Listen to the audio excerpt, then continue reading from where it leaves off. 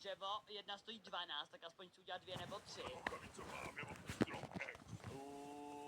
To je docela dobrá, Horníku, tak natěž ty velký stromy, nebo že to nestačí na ty velký, že? No to stačí, já už se těžím. OK, tak těž velký, těž velký, těž velký. Já těžím celou dobu lupáku.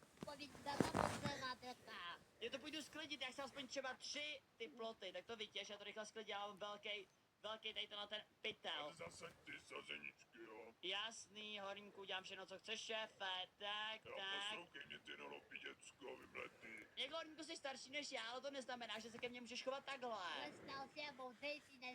Starší, moudřejší a mladší bude muset ustoupit. Však máš v hlavě to, brainrot, Horníku. Nemám. Už je noc, možná dneska bude to sové. Už mám jeden ten plot, proč tu bych jich chtěl víc, Horníku, kde seš? Co to ukazuje? Ale co tam je? Jo! Tam máte slavu.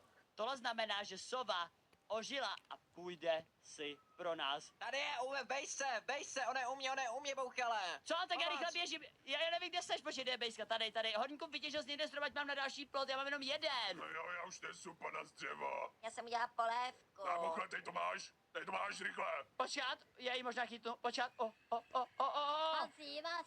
počkat, ne, já jsem to nestihl dostavět. Já bych chtěla v příští noci, tam prostě takhle naveden jako.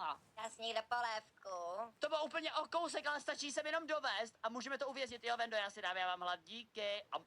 Příští noc to vyjde 100%. Já udělám ještě po chladu, udělám ještě další. Jo, natěž nějaký dřevo, Horníku, stačí jich udělat ještě trošku víc a příští noc je ta sova naše, protože viděli jste, že ona chodí do bejsky na rozdíl od jelena, ona chodí úplně do té bejsky, takže to bude mnohem lepší, já se tak těším, až ji chytnem. Nebo já jsem si to všiml, kámo. Tak, natěžím tady nějaký další dřevo.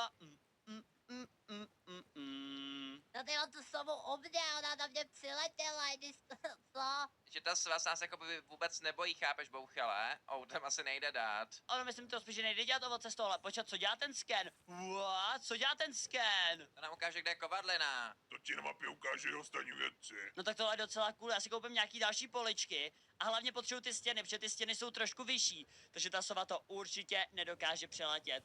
Horníku, uděláš nějaký další ty dřevěný věci, už máme noc. 18 jsme mega Tuhle dobří. noc to vyjde, tuhle noc to vyjde 100%. Ale potřebuji palivky, já tady makám jako prostě nevím co a potřebuji jídlo. Tak to má vazit Venda. Já jdu sbírat dřevo, v klidu, já sbírám dřevo. Vende dělá polívky, ona nemůže dělat všechno. Nikotě, už mám polivku. Já se tady držu jak pes. No kmezek. Počkejte, Horníku, ty to rovnou kraftíš. Dej mi to, kámo. Tak. Wow, my máme strašně moc těch 3, máme tohle 4, my ji určitě chytneme.